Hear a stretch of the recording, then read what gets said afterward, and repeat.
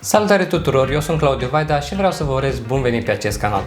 Deoarece suntem în plin sezon de legume proaspete, m-am gândit să vă prezint o rețetă gustoasă de ardei umpluți. Primul pas este să pregătim ardei pentru umplut. Eu am ales 9 bucăți de ardei grași de dimensiune aproximativ egală.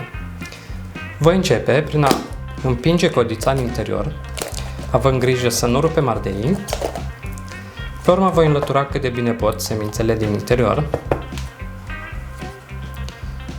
După cum vedeți, codița nu voi arunca, voi înlătura semințele și o voi păstra pentru când umplu ardei. Voi proceda la fel și cu ceilalți ardei.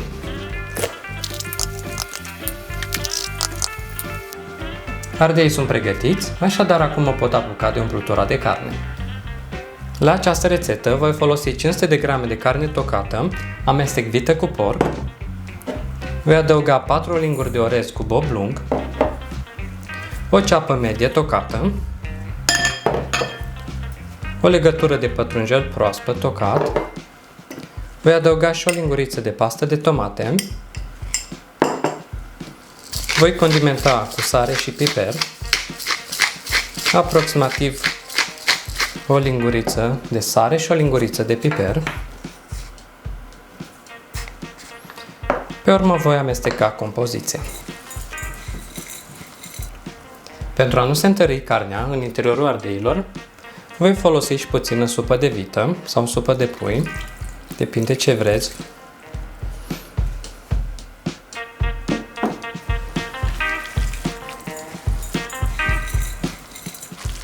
În acest moment, compoziția este destul de moale, însă orezul se va umfla și vom obține o consistență potrivită. Acum voi lua fiecare ardei și îl voi umple cu compoziția pregătită anterior. Acum că am terminat de umplut ardei, mă pot apuca de sosul de roșii. Într-o crăticioară adaug 50 de grame de unt și las puțin la topit. Pe urmă adaug o lingură cu făină și o las la prăjit timp de 1 minut-2. Adaug treptat 200 de ml de supă de văcuță, iar la final adaug 700 de ml de roșii zdrobite.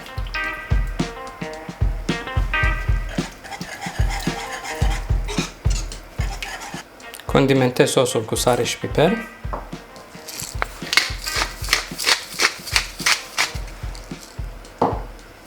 Pe urmă voi lăsa sosul la fiert timp de 2 minute. Într-o cratiță cu fundul gros voi adăuga puțin ulei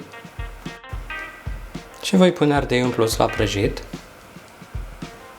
Am să-i rumenesc aproximativ 3-4 minute pentru a spori aroma acestora. Am terminat cu pregătirile, iar acum mă voi apuca de aranjat ardei în cratiță și voi începe prin a turna sosul de roșii. Pe urmă voi așeza ardei umpluți.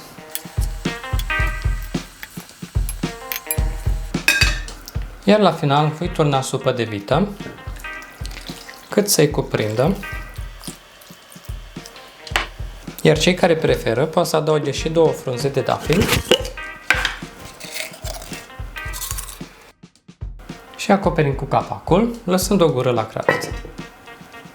Voi lăsa la fiert aproximativ 45 de minute la foc mic. Hello, hello! Ardeii noștri sunt gata. Sincer, mie îmi place rezultatul, dar vă las pe voi să decideți asta. Am lăsat 55 de minute la gătit, cu 10 minute în plus față de cum am zis, pentru că am vrut să obțin o consistență a sosului așa cum îmi place mie și pentru a se găti cum trebuie în interior. În cele ce urmează vreau să vă fac o prezentare pe farfurie ca să vedeți și voi cum arată în interior. Voi începe prin a pune puțin sos pe fundul farfuriei. Pe urmă voi adăuga ardeiul. Voi mai turna puțin sos și deasupra. Eu voi servi acest ardei cu smântână, dar dacă nu vă place, puteți să nu o puneți. Voi adăuga puțin pătrunjel tocat.